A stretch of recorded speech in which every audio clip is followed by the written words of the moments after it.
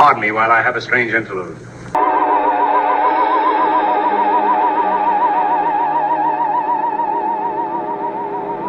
There is nothing else. Life is an obscure hobo bumming a ride on the omnibus of art. Along the misty corridors of time, and in those corridors I see figures, strange figures.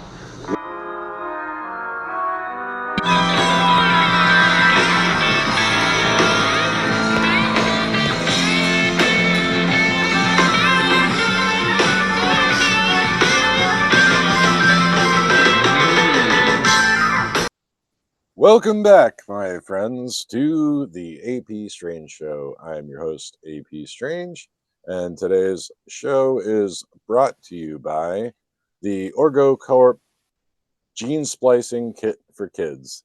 If you'd like to get your son or daughter or monster or whatever entity occupies your house that you have legal guardianship over, head start in mad science, this is a fine way to do it. Just go to Orgo Corp's website and they'll have a future full of abominations beyond comprehension.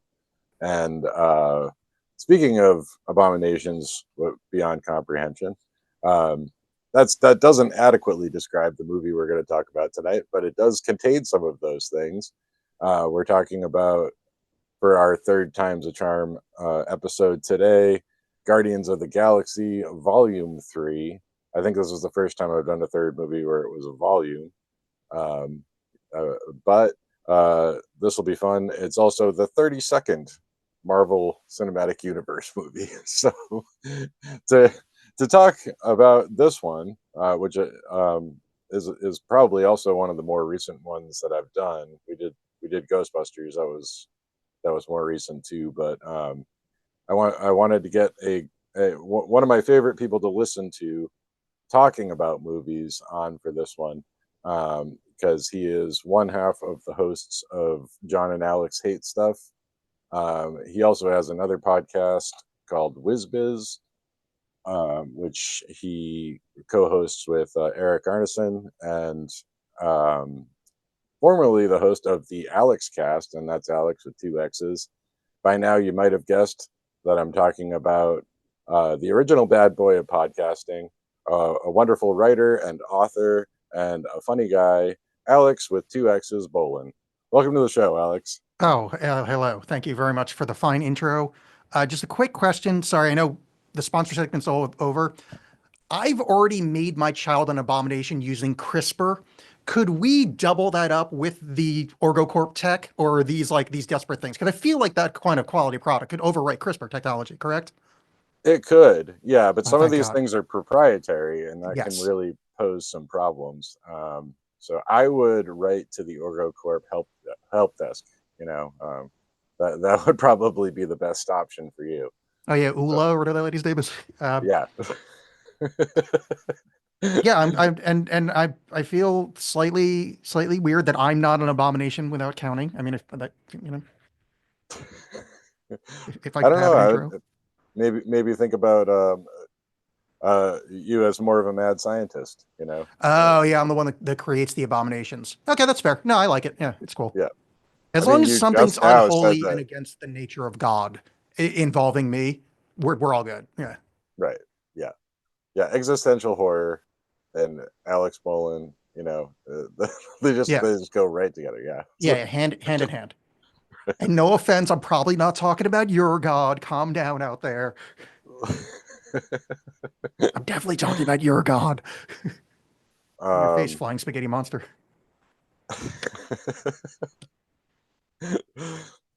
Well, I thought of this movie when I was thinking about inviting you on, and then you were kind enough to invite me on your show before I got a chance to invite you on.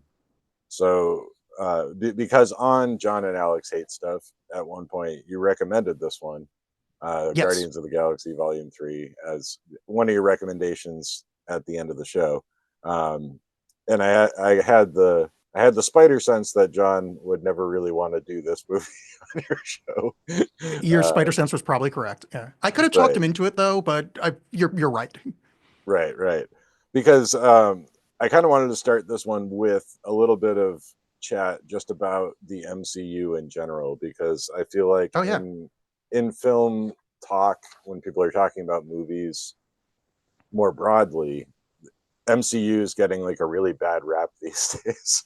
Yeah. Where, and I mean, some of it's accurate, I guess, but I don't know. Do you think where do you stand with that? What are your feelings about the Marvel Cinematic Universe So broadly? first an all-encompassing, desperate, like I wasted my life. Because when you said this was the 30-second movie, and there's been some since then, I think I've seen all of them. That's a lot of Right. hours of my life I've done this. No, here's the thing. Are Marvel movies nearly as good as they used to be? Absolutely not. I think it would be a hard argument to make that they are. There's not one that I wouldn't watch again. I think they're all good. Like, there's not a Yeah. miss in the bunch. Like, Iron Man 2 kind of sucks. I mean, it's not terrible.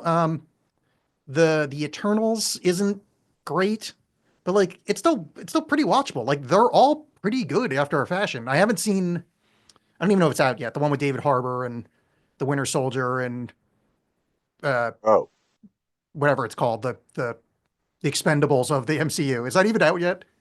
I don't think so. Oh, okay, yeah. All right, cool. So I think I've seen every single one. And no, I'm a fan. I think there's two things. One, we're really burnt out on superheroes. There should be another, like, superheroes kind of took over for pirates. I think we're in for something else and we're overdue for it.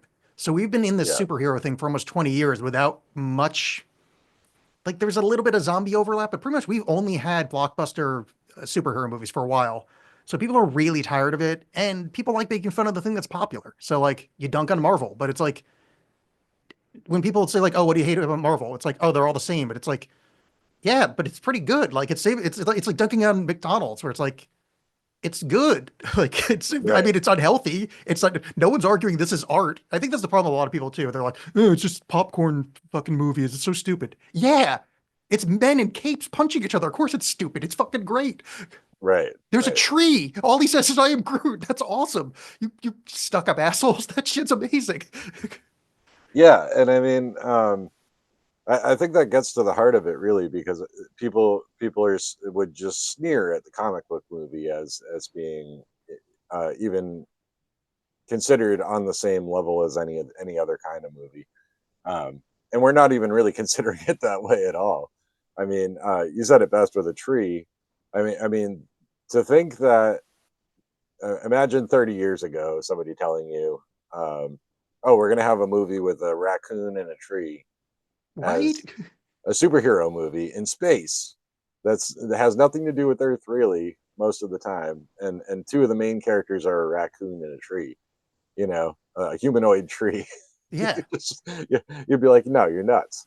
um, that's not going to work because, and I try to explain this to the kids these days, not that I'm older, we're We're both both cool young. guys in our late 20s. Yeah, yeah. No, I Right, hear you. yeah, Yeah. but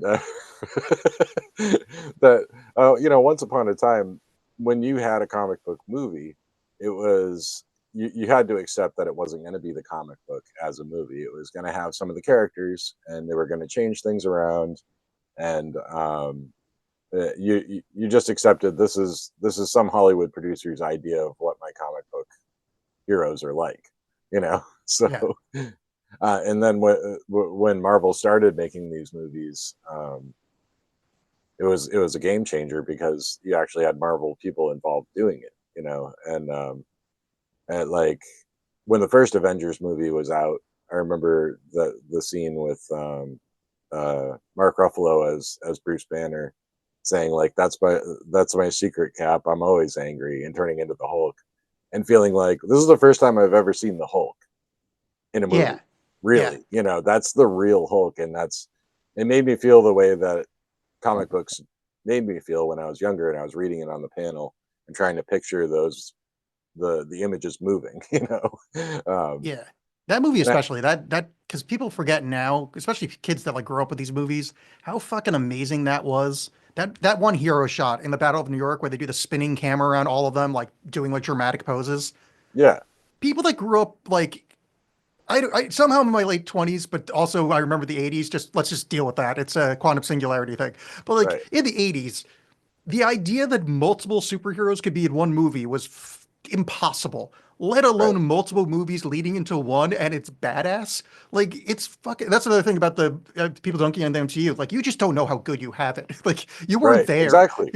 You didn't see That's what I'm Spawn. saying. They're all spoiled. They're Yeah. spoiled because sometimes adding too many characters would ruin it. Like I'm thinking of like Batman Forever, and they tried to cram in as many villains as they could. And actually, that would be a good one to talk about someday. Or no, Batman and Robin is the one I'm thinking of. Yeah, Batman Forever is the third one though to Right. keep on target. Which that one does have too many villains because it's got Two Face and Riddler. Though it's kind of amazing. I mean, it's dog shit, but it's like watching it in the now we know what superhero movies are. It's kind of amazing. Yeah, yeah. And I mean, you and John covered that one at one point. But so listeners, go seek that out. But Wait, we did the one with the Riddler. I think didn't you do John all the makes fun of me all the Batman time. movies? I keep saying John can gaslight me into saying we've done movies that we've never done before. I have no memory of doing that, but I've been doing this I'm for pretty like sure 8 years. I thought you did all the Batman movies at some point. We've done all of the Christopher Nolan ones. We did the Robert Pattinson one. Oh, okay. I don't. Oh, we did. No, we did the first of the Tim Burton ones. I don't think we did. But also, like legitimately, you probably know my show better than I do. The second the edit's done and it's on that thing, I just turn my brain gets wiped. Just new movie goes in here. Because if I Yeah. remember Well, all these things, I can't exist. right. Yeah. Well, at any rate, what I was saying is to get back to the point of what I Oh, was there's a saying. point. Sorry. Batman and It's Batman and Robin. You yeah. had Mr. Freeze and you had Poison Ivy, but you also were throwing in Batgirl in that movie And and Bane. Robin and Bane. They tried to Yeah, yeah, cram Bane in there yeah, too, and you could see as a fan, like, no, no, they're going to ruin it. They tried to cram too many characters in. So yeah, I mean, it is frankly quite amazing to see each of the heroes you like from the comic books and Marvel, and then have them all converge in one movie, and have each of them done right, yeah, like all of them done justice to the characters that you actually are already familiar with. yeah, So yeah, and I remember at the time a friend of mine took his kid to see the movie, and he didn't understand people cheering in their seats and stuff like that. And he goes, I mean, I just don't get it. He goes, I don't know why people like these movies so much. And then he, in the same breath, almost said, well, I never really read the comic books. And I'm yeah. like, well, That'll do that's why it. you don't get it. Yeah. you know? It's kind of funny too. There's another aspect of the modern MCU that I've been thinking about recently, is that as the movies go on and it's harder to get the same actors for the same roles and you have to kind of start branching out and putting new things out, they're actually getting closer to the comics in that I don't know, he died and came back. Yeah, sure, there's this guy now. It's like I guess we just got these third string guys and like we'll just talk about Spider-Man off screen, like it's just a lot of like interweaving stuff starting to make less sense.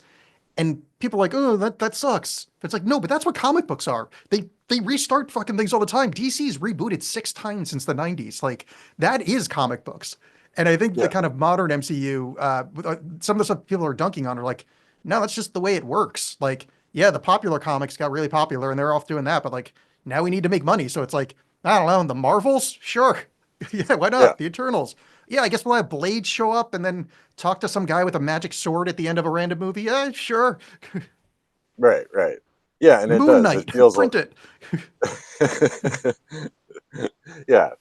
So yeah, I mean, it is a little crazy that we're at the 30-second movie that they've made, and it's still super entertaining as far as I'm concerned. And I think the Guardians of the Galaxy ones are uniquely entertaining. And like as I already said earlier, Yeah, it's amazing that they could take a team where almost all the characters are aliens of some kind. You have one human character in the superhero team, um, who has barely any connection to Earth, really, because he left Earth when he was 8 years old. But like, I think that's all really down to James Gunn as a director and writer for it. Um, yeah, and like I'm just so glad that that guy is given a huge budget to work with, because Yeah, it's amazing. So, background on me, I'm originally from New Jersey, the land of Troma, yeah, the movie company, and I loved Troma and Juliet, Sergeant Kabuki Man, and NYPD, like the later Troma. Well, I mean, there's much later Troma, but like there's this kind of Troma's heyday, and James Gunn was writing for them then.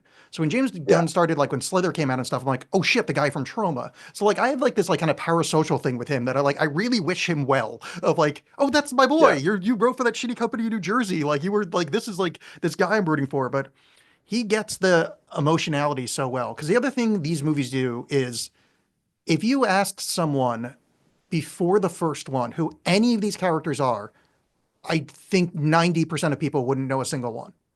right. Like maybe Star Lord, Yeah, I think Star Lord had a little crossover in some other ones, but but even then, that's kind of a stretch. Like I think the biggest character in all of these, other than referencing Thanos, and that's only popular because of the movies, and Thanos was somewhat popular, is I think Adam Warlock's probably the biggest name in all of these. And yeah, it's he had that's his own barely Adam comic, Warlock. right? Yeah, and he doesn't show up until the third one, so Yeah, and he's not really the character we know. Like in the comics, he's like this badass ultra entity that could like he could like eat the fucking Infinity Stones. And this, he's like I don't know, just some gold guy. You know? yeah. Well, he's a baby. He's just a Yeah, yeah, baby. Yeah. Um, but yeah, I mean that's kind of what I mean is you have this whole um, it's the Marvel universe, but it's way out in the Marvel universe. Like this isn't connected to anything else, yeah. and that's a great place for James Gunn to exist and do his No, it's magic. great. Yeah, I'm really like I'm not a huge the DC movies have pretty much sucked universally, other than one and a half of the Batman during the Nolan era. Um, but I'm so excited for him to be taking over and being like the guy running the thing because like he gets comics and he gets character in a way that's like very exciting for me. Like this movie is like this is my third time seeing it. And like I still got choked up at the end. Like it's still like yeah, emotionally evocative, and it's like it's crazy because it's emotionally evocative because it's like, oh, the raccoon learned how to dance, and like I'm like right. literally like getting welled up. And it's like, what the fuck? I'm getting welled up because a CGR cartoon is dancing to fucking Florence the Machine. This James Gunn is a fucking god at movie making. Well, he is, and I think there's something to be said for his trauma background because I mean they're kind of universally considered trash cinema. You Oh know, yeah, I mean they that's are. kind Yeah, of yeah, kind of the whole thing, yeah. the whole deal with trauma. And side note, if you ever told me years and years ago that Lloyd Kaufman would appear in a movie that was made by Disney, Right? ostensibly, Yeah, yeah. um, Here's but the pitch. Wait, sorry, just real quick. Here's the pitch. All right, so in the future, it's you and I. We're talking. It's 1994. We're having a conversation. All right, so here's what's going to happen. Lloyd Kaufman is going to be next to the Wonder Dog from Russia, Howard the Duck, and one of the Ravagers, right, and that's going to be the side story in like that's impossible. Like our brain wouldn't wrap around the depth of that weirdness. right, it sounds like a fever dream. It Yeah, really yeah. is. What the hell is Cosmo? Cosmo is the name of the dog, right? Right, yeah, Yeah, I wanted to say Leica. That's the actual dog. yeah, yep.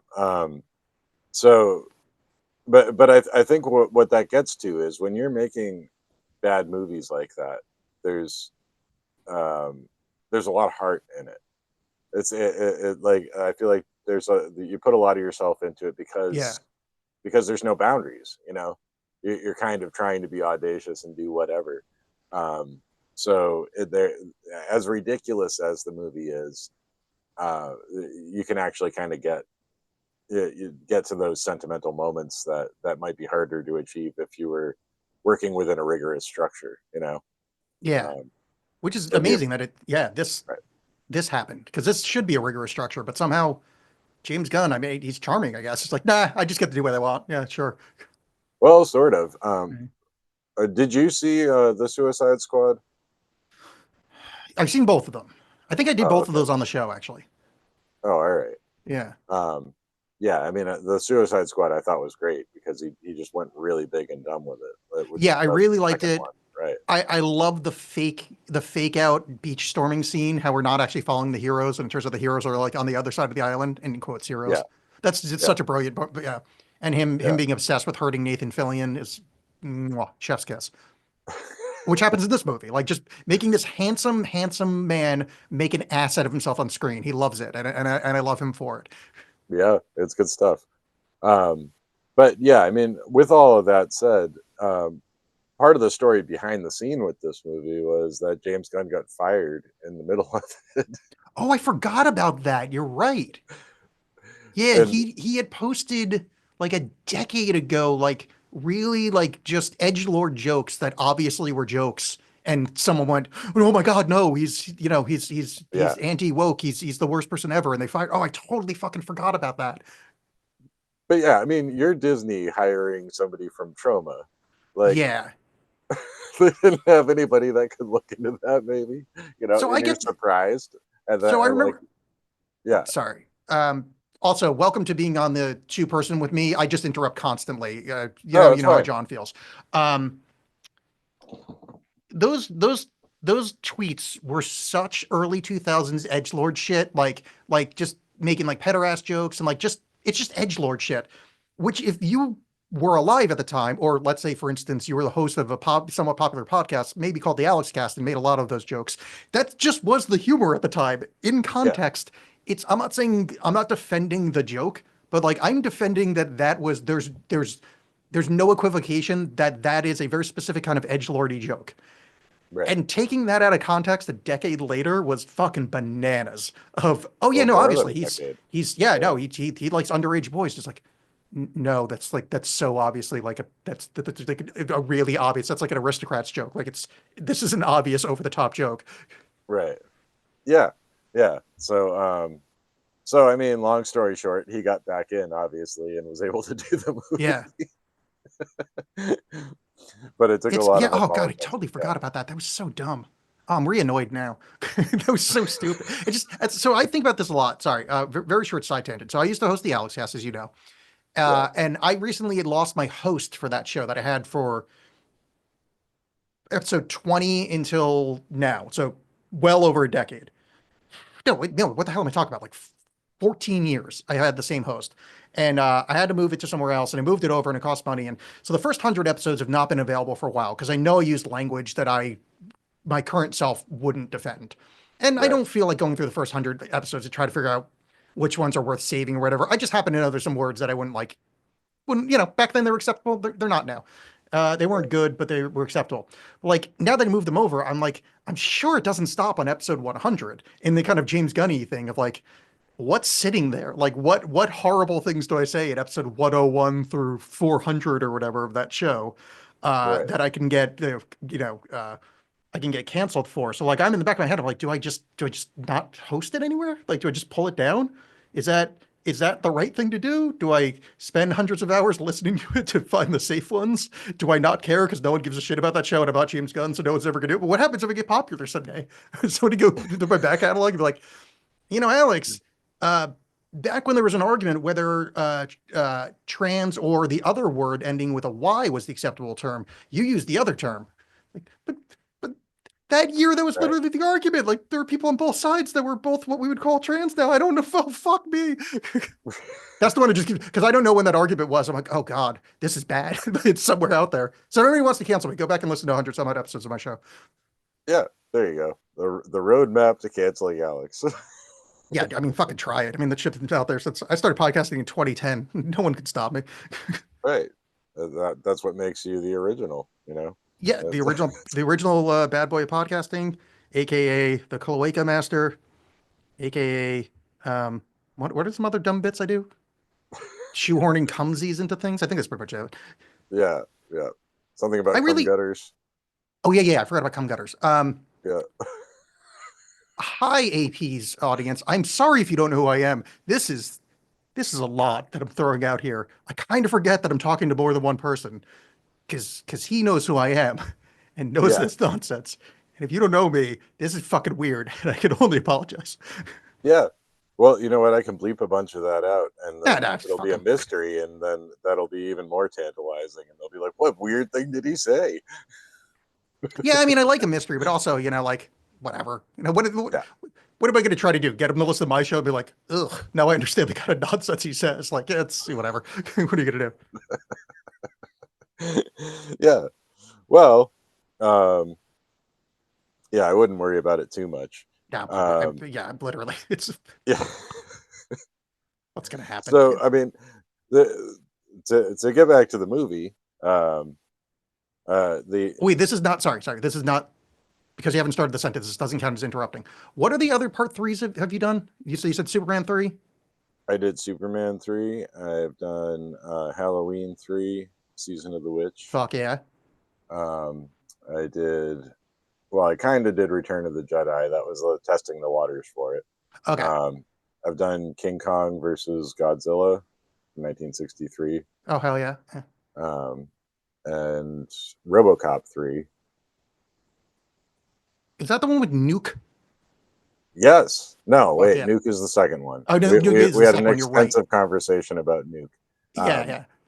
RoboCop 3 is RoboCop with a jetpack and Japanese android. Okay, yeah, gotcha. Yeah. Yep. I was just trying Jaws, to. So when you're pitching Jaws this movie, 3D. Yeah. Jaws 3D, you did? Yes. Hell yeah. When you're pitching this, I was trying to think of like, and this is literally a segue to going back to the movie, but I did want to kind of bring it up.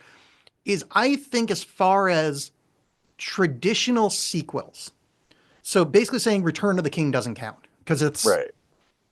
that's basically one story split into three. Yeah. Not, as far as traditional sequels are concerned, on a pop level or maybe even deeper than pop, I think this might be the best part three of any series. Interesting. Because I can't think of, I mean, I do have a fondness for Godfather 3, but everybody else hates it. But like, I can't think of another part 3 that I think is better than this one. That's what's curious about your list of like, if you would say one, be like, oh, yep, no, my bad, that is 100% better. But I can't think of a better part 3 than this movie. I think this is really strong. I think this is stronger than, on a filmic level, I think this is stronger than the first two. The first two, you just got to introduce so many cool characters, and like obviously you can't compare. But on a like now we just get to make a movie with established characters. This is a fucking strong film. Well, there is an argument to be made that it has the kind of finality of the third chapter of a trilogy. Yeah, but it wasn't written before the first one. It's kind of like my differentiation. Okay. Yeah. That's why I don't want to count Return of the King, because Return of the King is going to win every single fucking time. It's like one of the best movies ever made. Right. You can't, but it's barely a part 3. It's just it took us 3 movies to do this. Yeah. Yeah. It was the culmination of everything from The Hobbit on. Yeah, exactly. Yeah. But this is, I mean, I bet you if we talked to James Gunn back in, I don't know, 10 years ago or whatever, when part 1 came out, I don't think he would have the vaguest clue what his outline for 3 would be, Yeah, I don't know. I was kind of reading up on it and I didn't really make a note of it, but yeah, no, I suspect you're right. I don't know that he knew how popular it would be or how well it would go over, so yeah, he probably wasn't thinking much beyond the first one at first. But he seems that's why I love this. he seems to really personally identify with Rocket, and he's kind of said that in interviews. Like Rocket it makes sense. Like emotionally tied to him. So this movie really is about Rocket. This is Rocket's whole backstory. He spends the whole or most of the movie, 2/3 of the movie, incapacitated, and that's the whole point. Is they're trying to save his life. Yeah, I mean, Robo Otter says it basically. This is your story. You just didn't realize it. Yeah. Yeah. I mean, that is kind of talking to the audience of like, because we do realize it over the course of it. Like, we think it's Quill, but Quill is just kind of a doofus that ends up winning. But like over the course of it, it's kind of like, yeah, it is Rocket's the heart of the team. Yeah. Yep. And he's the most closed off, so it's harder to unpack. Like Quill wears his heart on his sleeve constantly, so you always really kind of know what's going on. He also obviously has issues from, his mother dying when he was young and being removed from his home world. And then the second movie, you have him confronting his father, but you also have, I think, the friction starting between him and Rocket in the second one. Yeah. And then in the third one, it's like, Quill's drunk and yelling at him at the beginning of the movie for stealing his Zune. Can we talk about that, the Zune? I would love to, because I'm going to tell you right now.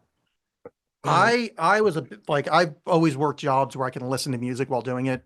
Yeah, Look, I've made bad career choices. I had a Zune, and I still look back on it fondly. That was a beautiful piece of machinery. It was aluminum. It was a workhorse. All of its software was really elegant and easy to use. Its battery life was great. It was exponentially better than any iPod. Except Microsoft sucks at everything other than making an OS that it's foisted on everyone. So it stopped right. supporting it. But fucking hey, dude, Zune was the shit, and good on them for using it. And I think Yeah, well, connoisseurs, I'm like the you're vinyl officially of MP3 players. Like the sound was better in a Zune. you're officially the only other person I've ever met that had a Zune because Oh, I had really? one as well. But Fuck yeah, and yeah. I thought it was great. I kept mine for the longest time because I don't know why, but in my head, I just had this thing where at some point I'm going to plug it back in and it's going to start working again. Here's the thing. It did.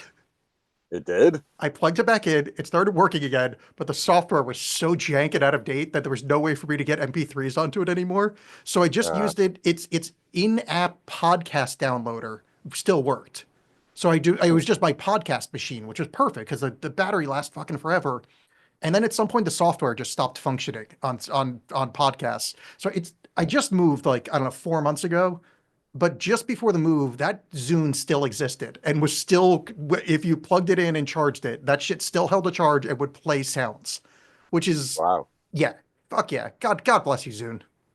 that's Pour pretty one out. amazing for a device in today's day and age because they're all just you know. Well, there's a whole Zune like connoisseur market, or at least there was a few years ago, of like people like trading them and learning how to fix them and shit. Because there was like, it really is like almost like a vinyl thing of just like, no, you didn't know how good you had it. Like this was the shit. Yeah, I mean, well, this is really enlightening and good to hear because, like I said, I had one and I was the only person I knew that had one, and then people just made fun of Zunes forever. Yeah. Well, Well, that's because the Steve Jobs, I guess Steve Jobs did a really good job of making the iPod seem like the coolest thing in the world. But yeah. If I may alienate more of your audience that I haven't already. yeah, sure, let's do that. Look, no one has iPods anymore. But I can tell you right now, if you're someone that looks down on someone for having a green text bubble, you are a brainwashed fucking idiot. Sorry. Oh, I do. You don't have an iPhone. Dude, fucking suck cosmic dick. That is, you brainwashed idiot. It's a goddamn text message. The only one that doesn't use that protocol is Apple. You're holding back technology with your stupid petty green bubble thing. Anyway, that's my Well, theories on Guardians of the Galaxy 3. yeah. Direct all your hate mail to Alex Bollen at Oh, alexbollen.com. please, yeah, I'm Alexx Bollen at Blue Sky Social. Please, hate on me there. Alex with two X's. That Yes. part's important. Yep. Yes, So Alexxbollen. Feel free to cast all your hatred there, and also support my creative works. yeah, because, let them know how you feel about tech monopolies and how you support them. Yeah, yeah, yeah. Like dear Alex, I'm one of these brainwashed idiots you just called out. You've convinced me otherwise. Please let me support you, and then I'll direct you to my Amazon page. 5-star Yeah. reviews only. Um, so yeah, I mean, so we got the basics of the plot right there. Rocket is injured right at the beginning. Somebody came to collect him, and he's badly injured. And when they try to resuscitate him, the proprietary technology in him tries to kill him. There's a kill Yeah, switch, and they need to be able to get around it. And this is what sets the whole movie in motion. Um, I don't efficient typically storytelling. yeah, and it moves pretty quick. It's like right from the jump. But the Zune is important because in all of these movies, the music is important as Peter's tie to the world he came from, Earth. And it's funny because it seems universally agreed upon throughout the galaxy that Earth music is the best. Even the High Evolutionary, who's the big bad in this movie later, is listening to like Mozart or something, and he's saying Yeah, yeah. they have the best music I've heard anywhere in the galaxy. You know, Well, we got to um, do something, right? Yeah. but I always thought it was fun, not only in these movies, but like in Doctor Strange and a couple of the other Marvel movies, how they played a lot of '70s tunes, just like Oh yeah. '70s pop music. Um, which made me think it was just because that's probably what the Marvel guys were listening to when they were creating these characters and making the comic books back in the 70s. Um, that's kind of where my mind went with it. But this one has a totally different soundtrack because of the Zune. You now have Yeah. MP3s from the 80s and 90s and on. So, how did you think the soundtrack update and the musical update I loved it. Space Hog, great. Like there's this whole soundtrack just full of bangers. I Yeah, think in the meantime was a great scene. Like hearing that song, yeah, and the yeah. what's the floating in space one was really good too. Oh, was that the Flaming Lips? Yes. Yeah, Yeah. yeah, Yeah, so I don't actually know it off the top of my head, but I have a strong suspicion that James Gunn and I might be at least somewhat similar in age because a lot of his, at least his 90s drops were exactly what I was listening to in the 90s. I was just like, fuck yeah, dude. Like I'm on this shit. right. And they're not the most like you search for 90s music and it'll come up on a list. Like some of his 70s stuff is a little not I'm not today obvious, but like well known enough that if you just search 70s bangers, it's going to show up on a list. So like Yeah, Space Hog's not going to like if you're just searching for 90s music, Space Hog's not going to show up. but everybody knows that song that listens to 90s music. Like Everybody like us who happens to be simultaneously in their late 20s and also definitely not remembers that right. song. But Yes. anybody born after 90, they have no fucking idea what that is. That's never been on the radio. Right. Yeah. And I guess from what I was reading, he kind of needed to rush the soundtrack choices. Oh, really? Oh, I he think did I a banger job. Yeah. right. Well, I think it had to do with the firing and coming back in, and then securing rights for songs. He had kind of had to go for. He had to choose quickly so what he wanted to do. Also, But just one real quick thing. Oh my God, James Gunn is so much fucking older than me. That dude's is he? 58. Oh wow. I Yeah, like I legitimately thought he was under 50. He we could looks be good your as dad shit. since we're in our 20s. Wow, James Gunn, good job on you. I just saw an interview with the other day. 58 that's absurd. Yeah, Wow, yeah. jealous. And his brother is in this movie. Yeah, his John brother Gunn. is in all of his movies. Yeah, Yeah. he does the he plays Kraglin. And Yes. he used to do and I don't know if he still does, but he used to be the on-set Rocket, at least in part one. He was the guy walking around in the mocap to track where Rocket's going to be. He is in this one in some of the scenes, Oh, okay. Yeah. particularly the one where he's dancing. He does that part. That makes 100% sense. Yeah, Yeah.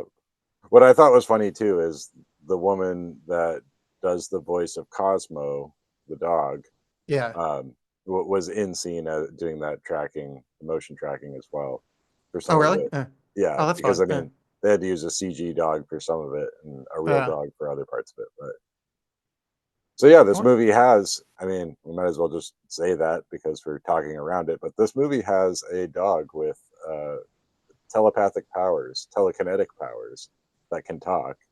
That was basically a Russian dog that got sent into space um, and attained powers through cosmic rays, as is what I understand it, after being abandoned by the Soviet Union in yeah. their upper atmosphere.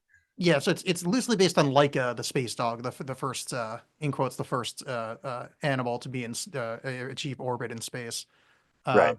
which people who are around me in Portland, Oregon, recognize that as the name of a local studio, Laika Studios, which produces such great hits as Coraline and that movie with the two strings I don't remember the name of, Oh. possibly the Raisinets or whatever they were called.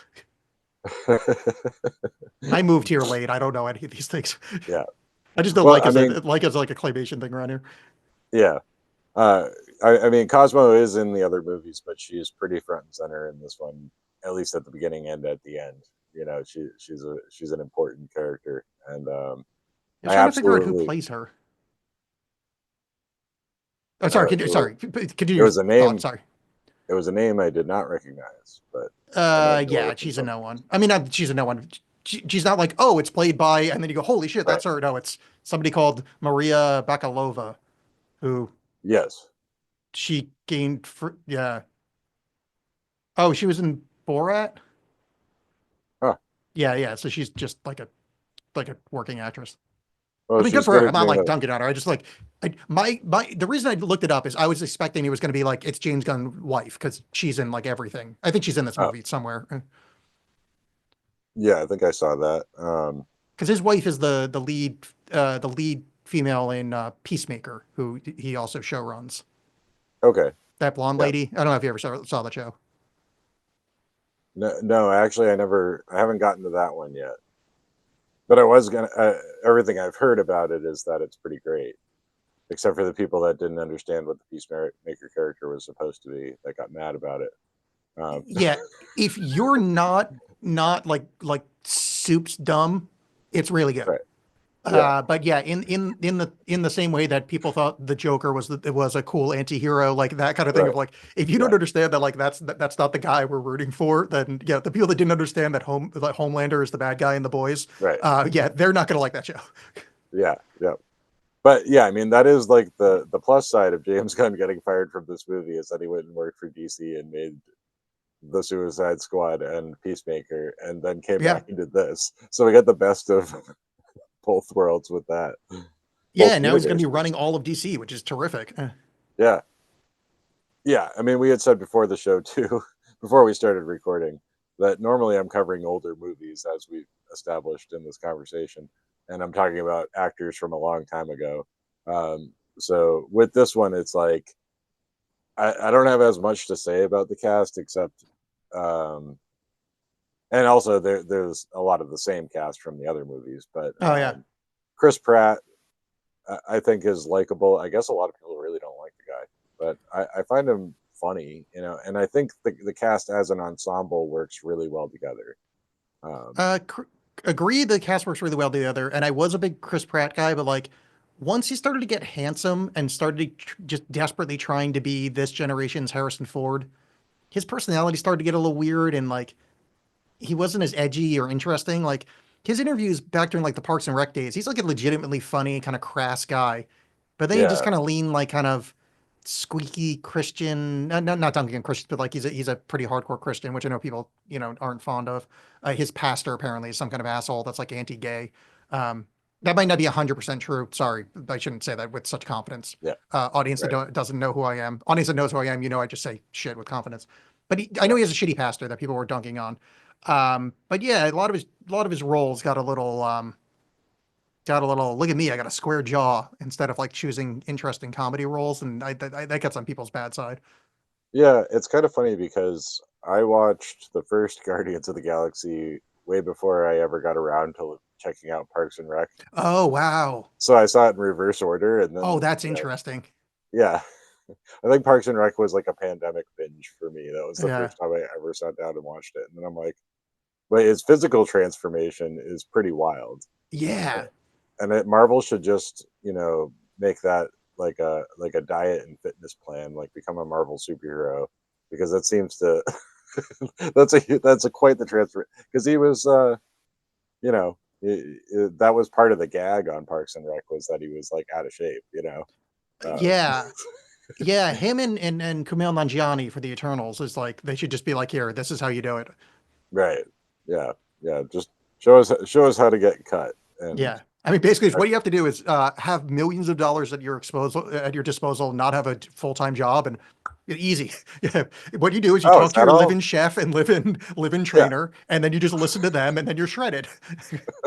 Easy. that's Why doesn't everybody do it?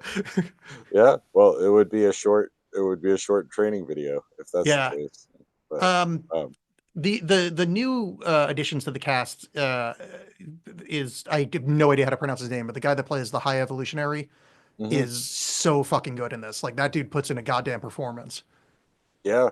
Oh yeah, he's up to the rafters with the menace and the the drama of it.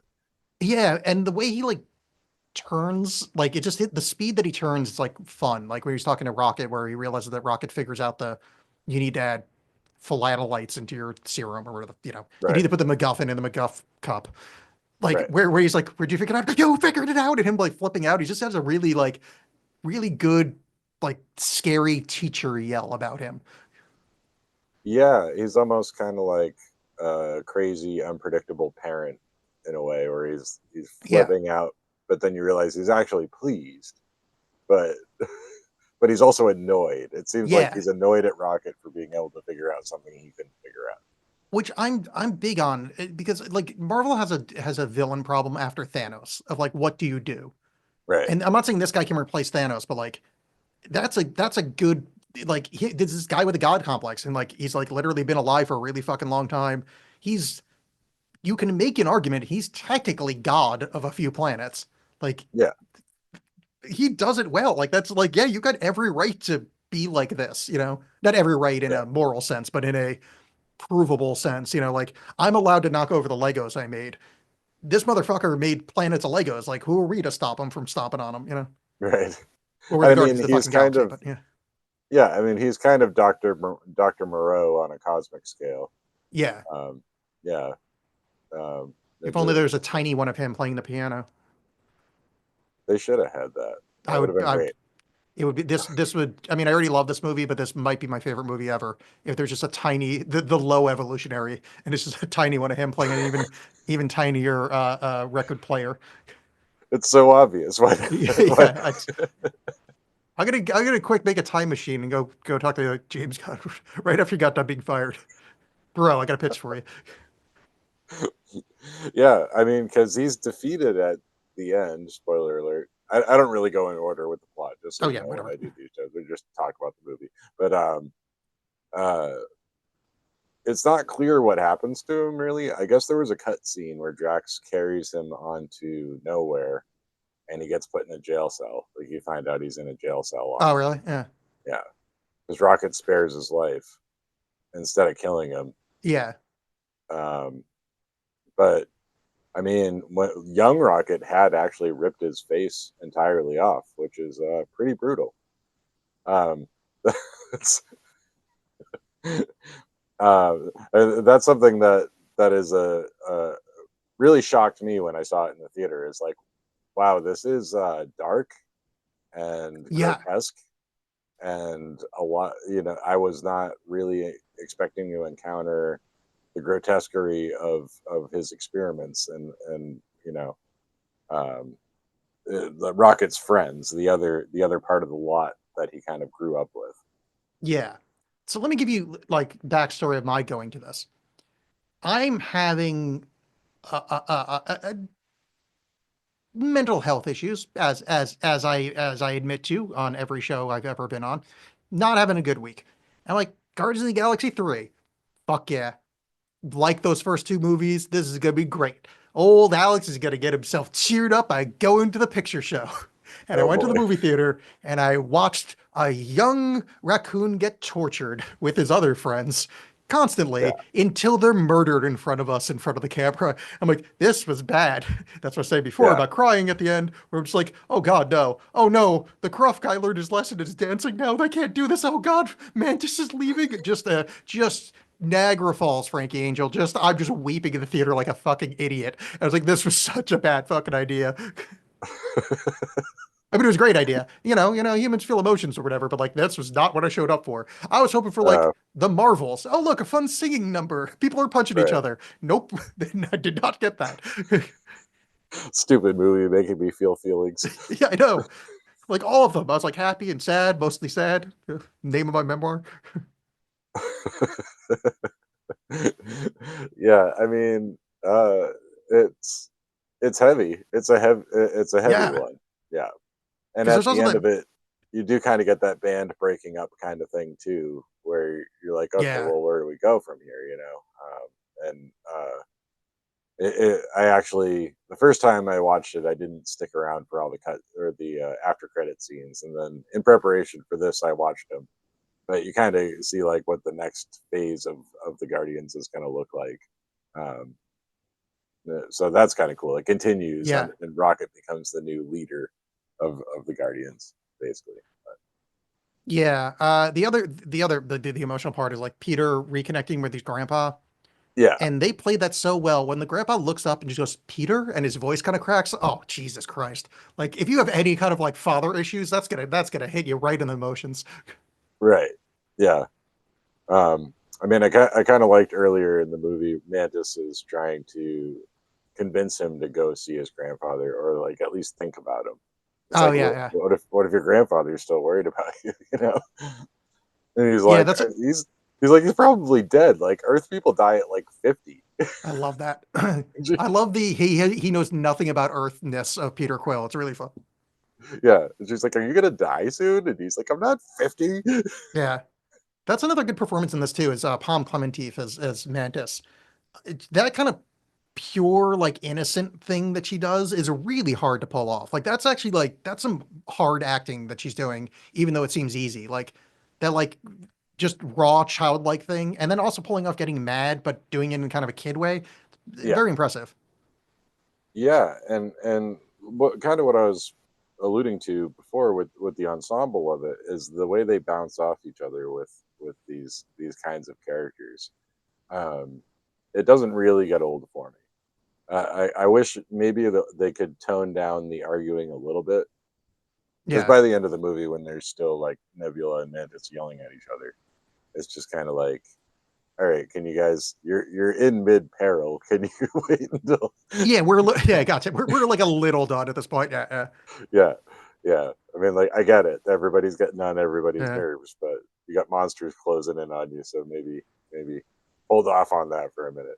You know? But they change the dynamic enough that it like works. I mean, that one you're right. That is like a little like let's calm it down. But like one of my favorite scenes in this is where he's because Gamora's basically died and her past self is in this movie, which is such comic book shit that I love that's actually in a movie that costs like hundreds of billions of dollars. Like that's so beautiful. But Yeah, and that he has to explain it briefly in the elevator. it makes no Yeah, sense. It's so good. yeah, Yeah, he's talking to that red lady who's Ratcatcher 2 from the Suicide Squad. That's the red yes, lady in yeah. Orgo Corp. Um, but I love when she goes, "Well, that doesn't sound like me. That sounds like her." And Chris Pratt, Star Lord, having the revelation of like, do I low key want to fuck Nebula? And Nebula Right. recognizing what he's doing, he's like, "Don't fucking look at me." Yeah, my dad ripped Yeah, my eyes out. You can't compliment them. It's such a right. fun like uh just switch of expectation for any other movie. Yeah, yeah. And I mean, I love it how they're on an elevator and they're on their way to probably a gunfight to their death. And they're just doing this. This is what they're Yeah. occupying their time with. And that seems to always be. I think that stuff doesn't always work as well in the other Marvel movies as it does with the Guardians. Like they're always the Guardians of the Galaxy are always distracted until the moment it's time to fight, and then Yeah. they're good to go. They're goofing off till the last possible second. So I think the other Marvel movies don't get that everybody can't be Tony Stark because right, everybody gets to be quippy in those movies. No yeah, one says anything that's meant to be funny other than like Chris Pratt. Like yeah, he's the only one that is trying to be funny. Everybody else is funny by their behavior, like right, accidentally. In other Marvel movies, it's just like everybody gets a quip in. You're like, dude, calm fucking down. No, not everybody has script writers here. Like you can't have Loki being quippy, then Thor being quippy, then Tony Stark being quippy, and like, oh no, look, here's Captain America's now quippy. He can't be quippy. right. He's a 27-year-old virgin. You can't be quippy. Boy Scouts don't get to be quippy. Exactly. Yeah, you could be stoic, you could be handsome, you could be heroic, you can be all of the good things, but you're not allowed to be quippy, sir. Yeah, yeah. I mean, they all have defined characters and limits to their characters. Some more than others. I mean, Drax's whole deal seems pretty shallow, but there's a lot going on with him. It's just Yeah. like, and that's done really well. I didn't write down the guy's name, but he's in a lot of other things now. Dave Bautista? Uh, Dave Batista, yeah, Yeah, he's yeah. done like a lot of work in the last couple of years. Yeah, no, he's doing great. Yeah, ex-professional wrestler. By far, at least to my money, the best transition for professional wrestler to actor that's ever happened by a fucking mile. Like Right? he's legitimately good at acting. Like Yeah, he's only has a couple scenes in Blade Runner 2049, but he's like legit good. yeah, yeah.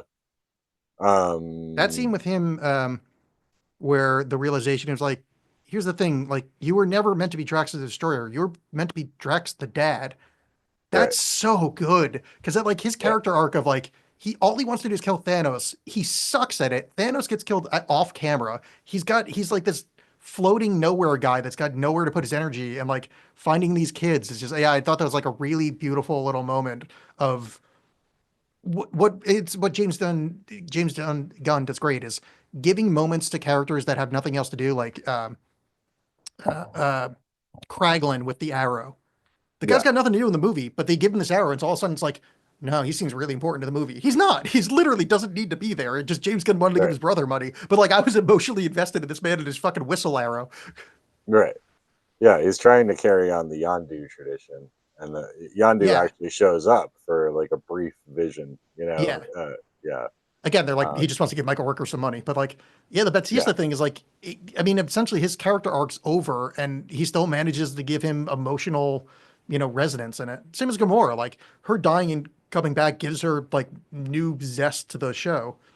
hmm Like if she was just with Chris Pratt in this movie or just with Star Lord in this movie, that'd be boring as shit. oh yeah, it would. Yeah, yeah, and I mean when the other Gamora died in um, was that an Endgame or One of the I last don't two. I don't remember which one anything happens.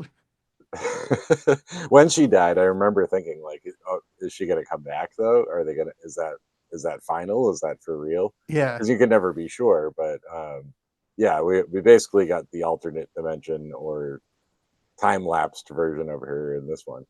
Um, uh, but yeah, you're right. The arc of this and even the really silly ones like Cosmo the dog. Kraglin tells her she's a bad dog at the Yeah, beginning that of was the movie fun. Yeah. for embarrassing him, and then he consistently refuses to Yeah. to take it back for the whole movie. And then at the very end, he says she's a good dog, and she's very she gets all excited. You kind of feel Yeah. great for her. Now that is a nice little arc. The other thing that we should mention, comic book wise, which is interesting, is that so Groot from the first one Yeah. dies. Groot is dead. This Mhm. is like his kid. Okay. I don't think that's like enough attention is paid to that. They murdered one of the Guardians in the first movie. And then like basically he came in some soil and then his kid grew up. But like he doesn't remember anything. Like Well, he he wasn't the mercenary. sacrificed himself, Oh yeah, but what I mean is and I think what happened was because I put some thought into this too. yeah, yeah. I can tell we were thinking about the same thing. Um, he sacrificed himself in the first one by enveloping himself around the team and then being destroyed. Um, and I think Rocket salvaged a piece of him and just put it in some dirt, and it just took root. So I think it's still him because it's a piece of him that grew it. Because at the beginning of this one, Groot gets destroyed, and it's just his head, and he's doing like a thing like from the movie The Thing, where it sprouts little Yeah, legs yeah. and it's just a walking head, and he's Which able to was grow his fun. body Yeah. back really quickly, apparently. But See, I took it as because like he's ill behaved and regrowing, I took it as like this is a full reset. That's his kid. yeah, because he is like a baby in the second one. He's like Yeah. baby Groot, and then he's like teenage Groot, and then yeah. I took it So as like full murder. Like you took a cutting of a plant and made a new one. It's like it doesn't have the memory of the first plant. Or maybe it does. I don't know. We can be all spiritual and weird. Hey, if you say the word pray over water, the water changes its molecules. yeah, well, I'm of the opinion that all plants and plantoids have a shared consciousness. So I don't know, Oh, that's fun. maybe Yeah, I'm into it. because um, the other interesting thing about Groot is, of course, all he says is "I am Groot," and Yeah. people that are close to him understand what he's talking about, even though he's only saying the same three words. So in this one, you have the Gamora that has no experience with Groot getting annoyed that he keeps just saying that. And then she begins to understand him by the end of the movie. Yeah. And she's surprised to realize that. And they don't really talk about the mechanics behind that, which I'm grateful for. Me I too. mean, yeah. There's actually a throwaway line from one of the other movies. I think it's one of the Thanos ones there, Endgame, whatever the yeah. fuck it is. Um, with the one where Thor is on the ship with the Guardians. Yeah. And Thor understands Groot because he said, yes, I took some Groot in high school or something as a throwaway joke, which I hate Oh, that because yeah. that means that it's not like some kind of psychic thing that you're like, he's saying I am Groot and it's like kind of whatever impressing itself on your like consciousness. He's like, that implies that it's like some kind of like in tonality. Like it's an actual like a language that one could learn without being amongst the Groot. Yeah. And I don't like that at all. I like the Gamora thing, Or which is like, I'm close enough to you now. I get it. yeah, but think of where Thor went to school, um, because he was learning magic, in Asgard. So, I mean, there is something to be said for like a crossover between psychic abilities in a science sense and magical powers. Oh, okay. So Yeah. maybe from the magical end of things, it would be like I learned to talk to the trees. Yeah. All right. No, I can take that. Or we could say Yeah, like maybe Yggdrasil itself is just one giant Groot. it could be. Yeah, maybe Groot is the voice of the universe. Yeah. We all are Groot. That'd be so annoying. You finally get into the afterlife and it's all, it's like, oh, Saint Peter, what was the purpose of light? I am Groot. Oh, fuck me. Really? All right. We're doing this, huh? Yeah. Jesus. Yeah. All right. Fine. What did Jesus say on the cross? He screamed up to the heavens, "I am Groot." Oh man, that's so we can't put that in the book. Maybe the cross is Groot. Yeah, or maybe Groot crucified himself to himself. He could have. Yeah, We're developing a whole Groot cosmology here. I mean it's fine. As I said, I was making fun of somebody's god earlier. Let's start worshiping Groot. I'm on this. What's the worst that could possibly happen? Take a look around. If we want to start a Groot religion, I mean, there's literally never been a better time to.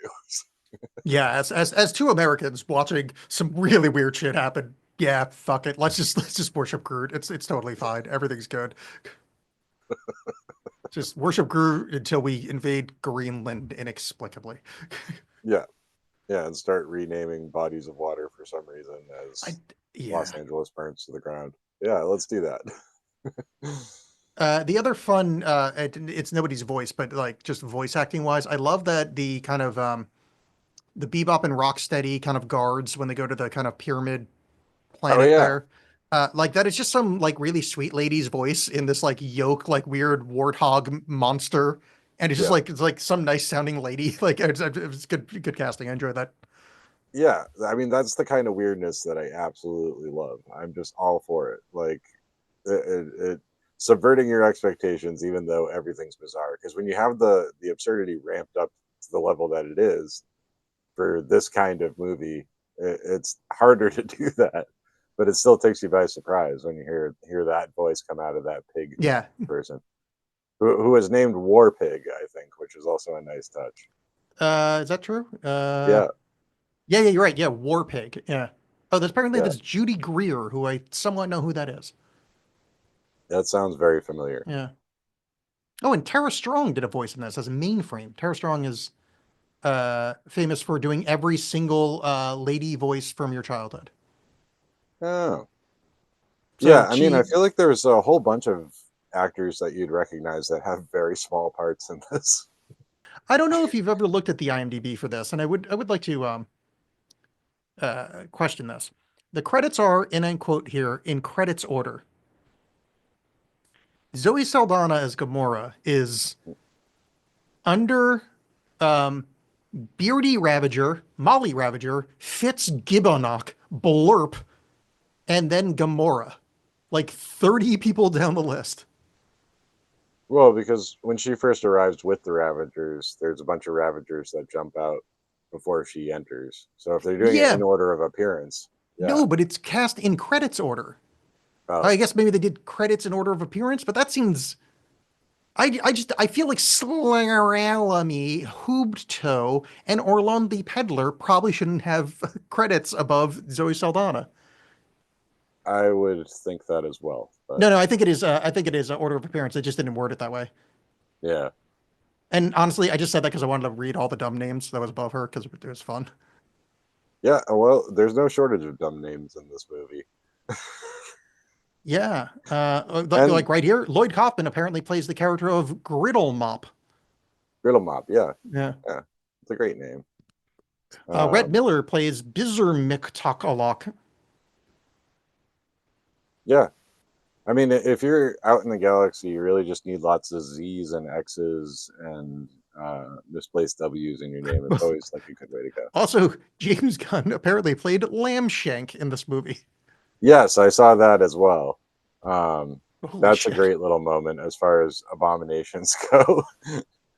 That was the one Yeah. that Mantis goes to let out of the cage, and Oh, was that it? Yeah. she I didn't screams at yeah. I didn't get that deep into this list, but yeah, there's some hilarious names on here. Yeah. Now, There's Michael Koska played Naked Mole Rat, uncredited. that was Griddlebop an credited. unsettling thing. Yeah. Um, all right, but Seth Green is in there as well as Howard the Duck, Oh even though yeah, I yeah. didn't notice him saying anything. Um, I think he He just said groans when they're having the argument about whether or not Cosmo is a good dog. he either says something in the movie or in the cutscenes, because I remember hearing his voice. Yeah. Because I think he has a Um, throwaway line in the first one too in a cutscene. yes. Yep. Um, what are your thoughts on Howard the Duck? Do you think there should be an MCU Howard the Duck movie? I mean, tactically the first Howard the Duck is part of the MCU. Um, That's true, because it's Lucasfilms. It all comes full circle yeah. with Howard the Duck. I no. I think he would make an interesting. Like the DCEU has like their animated side has nothing to do with the actual features, like they don't interact.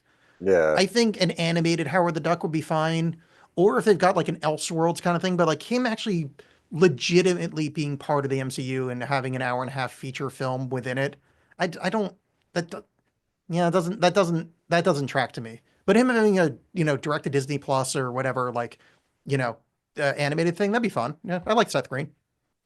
Did you ever read the Howard the Duck comics? Oh yeah, yeah. Yeah. Yeah. Because I I mean, actually I like feel that like original movie, to be honest.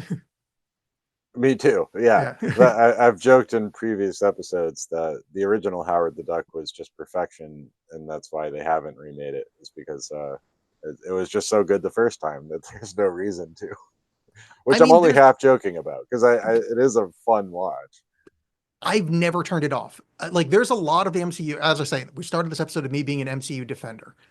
There's quite a few of like the mainline MCU films that I would rather watch Howard the Duck in front of. Right. I'm just like, nah, I'm good. Like, I don't need to see Black Widow again. I'm all right.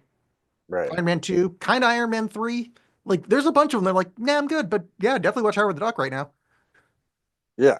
Yeah. I mean, if there were two channels and one was playing Howard the Duck and one was playing any MCU movie, um, I mean, I think the bigger thing for me would be, holy shit, Howard the Duck. Like, I haven't seen that in a while, but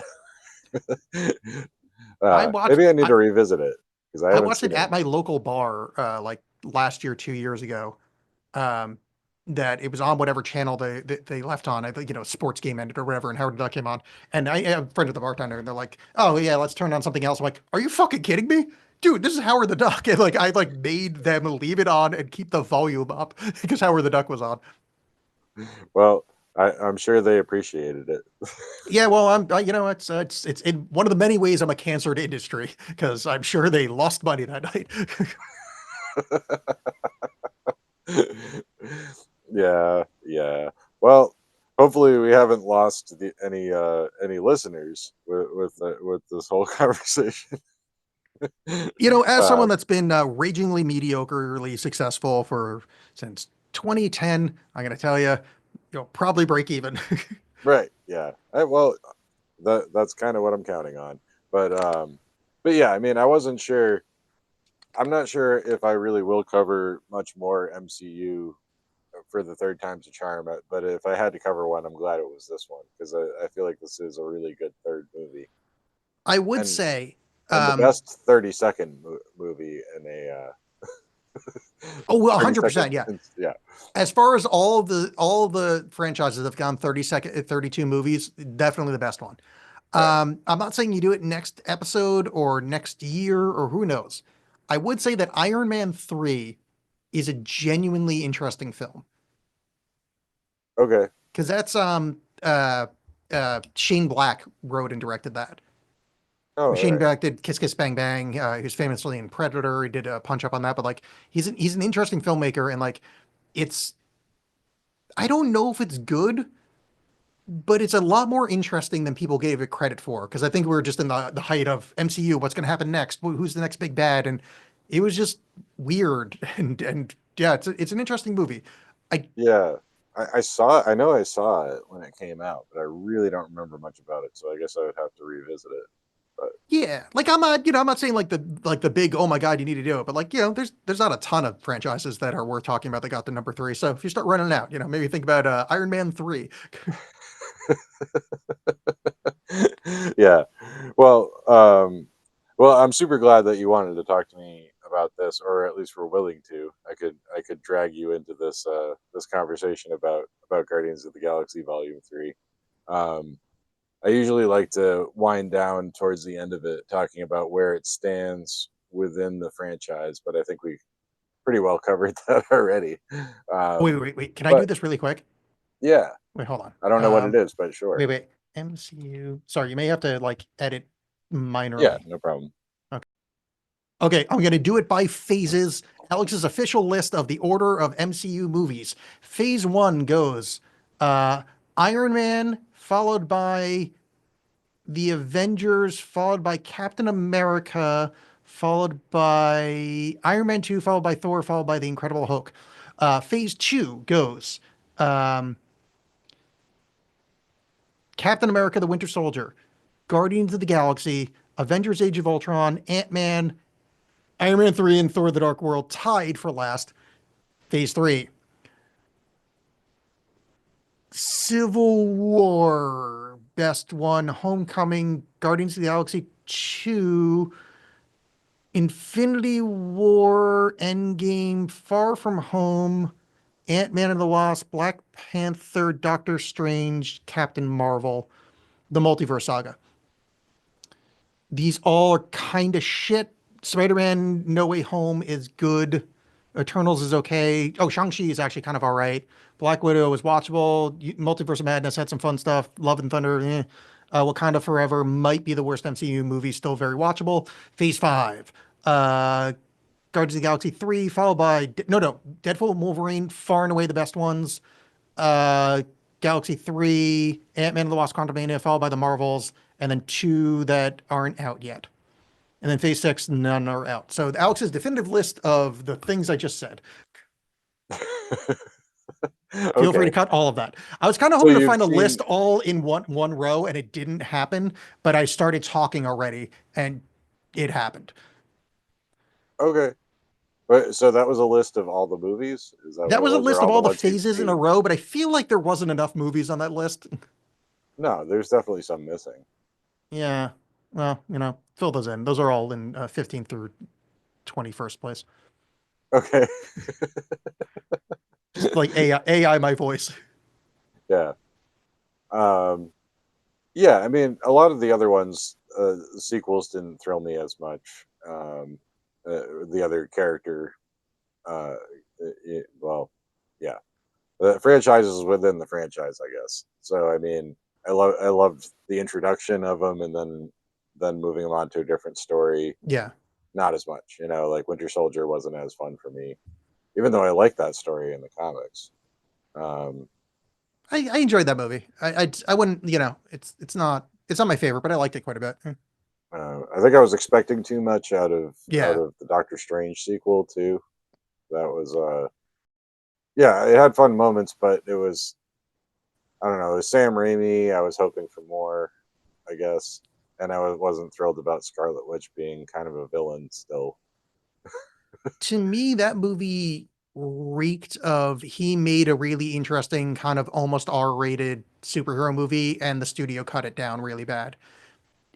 I Just could see that. some of the way that it cut together, it just feels like they left like 45 minutes on the floor. Like it just doesn't, because I know Sam Raimi's movies pretty well, and the pacing of it doesn't feel right. It feels like there was something significant excised during the making of it. It doesn't feel quite right. And maybe we'll never Yeah, know. Hell, maybe we already know. I'm not somebody that like nerds out behind the scenes, but like something stinks about that. Like something yeah, studio got its fingers in it stinky to that. yeah. I feel like it got rushed a bit. I mean, that might be Maybe. it. Yeah, yeah. Yeah. But the shit But with when Black Bolt blows his fucking brains out, good times. yeah, that was pretty. Yeah, That was I like that. unexpected Yeah, and wild. yeah, Yeah, yeah, that was great. yeah, Or stabbing the eyeball creature in the eye at the beginning. yeah, Yeah, yeah. There's some that good was shit in great. there. Yeah. Yeah. Again, I'm a fucking defender of the Marvel movies. There's no Marvel movie that could come on right now that I'll go like, oh fuck this thing. There's some that I'm like, yeah, I'm not in the mood for, but like, yeah, pretty much full out all 30 whatever of them. Yeah, and I mean, to bring it back kind of to what we were saying at the beginning, this isn't high cinema, folks. This isn't high art. Nobody's Yeah, claiming it is. If if you like these movies and appreciate them the way that Alex and I do, it's because we like big dumb comic book shit. We like yeah, big it's dumb good. monsters, explosions, uh, attractive people in tight uniforms, uh, capes, people shooting beams out of their eyes. All of this stuff is good. Everything's great, you know. Yeah. Um, So it's funny. It's like people that like I know someone that hates the MCU but is a big James Bond fan. It's like it's literally the same thing. It's the same fucking thing. But they're like, no, this is sophisticated. And I'm like, all right, whatever, man. It's fine. You believe what you gotta believe. But I hate to break it to you, but James Bond is a fucking superhero movie. right. Yeah, and I mean, I think James Gunn understands that on a level that a lot of movie makers don't. Where it's Yeah. just like, this is what people are here for. I'm giving the people what they want, and that's wonderful. I really like that a Yeah. lot. Really looking forward to the Superman he's putting out. I'm not a huge Oh Superman my guy, god. but like that trailer looked interesting. Like I'm definitely gonna watch it, and I'm really curious how this works out. Yeah, and I mean, given what I've seen from Guardians of the Galaxy and the Suicide Squad, um, in that trailer, you could see Hawkman, you could see the Guy Gardner Green Lantern, Yeah, Crypto the Super Dog. You're just like, oh, they're bringing it all out. Like all the characters are going to be in it, which normally I'd be nervous about, but I trust this guy. So yeah, no, same. Yeah, I'm really curious, and also he's the first one that on screen did the reason people believe that Clark and Superman are different people. In that trailer, like Clark doesn't look like Superman. Like I don't yeah, know the way they shoot it or like just the way his hair falls. It's like not that he doesn't look like him, but it's different enough that you're like, oh, suspension of disbelief. In every other movie, it's like, motherfucker, come on, it's him. It's obviously him. That right, shredded 6'5" guy, that's obviously Superman. right. Well, I always kind of thought that until I revisited Superman 3 and looked at Christopher Reeve, because he does a pretty good job of carrying himself really differently. It's not just the glasses, you know. Yeah. So I mean, because that's the joke always with him, is just like, how do people not know? But I mean, Reeve did a pretty good job of disappearing into a phone booth and looking different when he came out. So Yeah, still his face is so the same. One of my friends was telling me yeah, I've never been a big shaped the same Superman way. guy, but one of my friends was Yeah. telling me that there's an in-universe explanation that he like radiates some kind of super mystic power. Not mystic. Mystic doesn't work with him, but like it's like literally he like puts out like a vibe that he looks different is the explanation. Huh. I Well, mean, I don't fucking know. I don't read those comics. I'm not a nerd. I'm a geek. I'm a dweeb, not a nerd. Otaku and is possibly. making what is making that distinction between those two terms make you?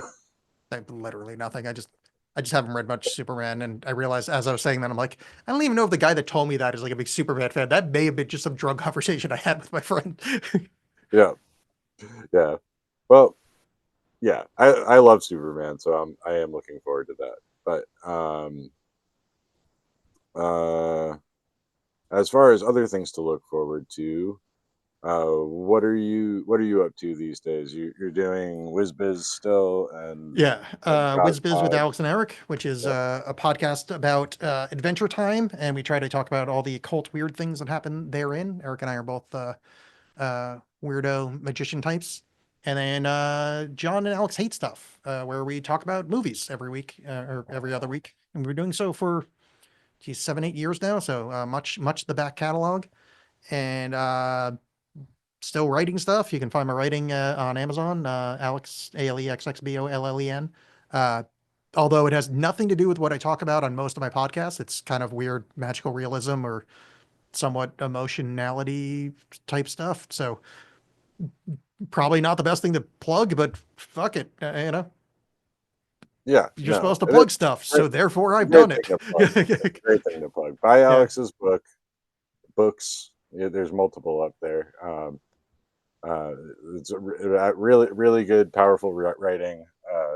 I enjoyed it quite a bit, so I Oh, think thank you. people Yeah, listening to the show will too. you're a normal audience of like, the kind of weird shit with like Periphery. It's really liminal, weird, strange, just oddball shit. So the AP strange non movie audience would resonate well, I believe. Well, yeah. I mean, because we do a mix of both. We get a lot of magic and a lot of strange and paranormal stuff, and we get the movie stuff too. And I think you get the best of both worlds in your writing. So, Yeah, I try. uh, if you like magical realism, check out Alex's work because you won't be disappointed. So, all right then. Well, I think that about wraps it up for Guardians of the Galaxy 3 and pretty much the whole Marvel universe, and unless I decide to do another one someday, because I can literally do whatever I want on this show. Yeah, and they're gonna be spitting out part threes till the fucking sun goes out. So you're gonna be fine. Yeah, exactly. And once the actors decide not to do it anymore, they'll probably just put AI versions of them in there, and they'll Oh, make one can only hope. Yeah. entire AI movies, and then Ultron will become a reality and murder us all. So Yeah, I mean, I'm looking forward to it. Just the sweet bosom of death. As long as James Spader's the voice, I'm good. yeah, if James Spader's voice is the last thing I hear, I guess I'm okay with it. Yeah, Yeah. yeah. All right. Well, thanks so much for coming on, Alex. This was a lot of fun. Thank you very much for having me. Yeah, of course. I'll talk to you soon. Goodbye.